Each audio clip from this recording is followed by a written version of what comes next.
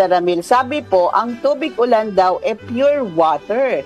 Pero bakit po ba pag tag-ulan, bawas ang ilalagay daw na urea kasi may nitrogen na daw po ang ulan? Totoo po ba yun? O, ayan, sagot.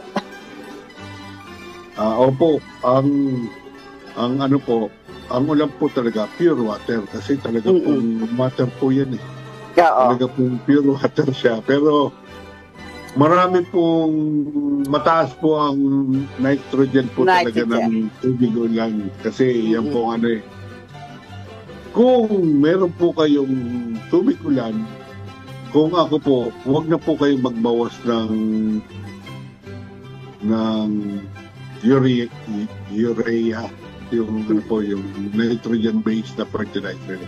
Kung may tubig po lang po kayo, huwag na po kayo maglagay talaga. Hindi po, huwag na po kayo magbawas. Huwag na kayo maglagay kasi yung tubig ulan pa lang po parang fertilizer na po. Tama na po yun.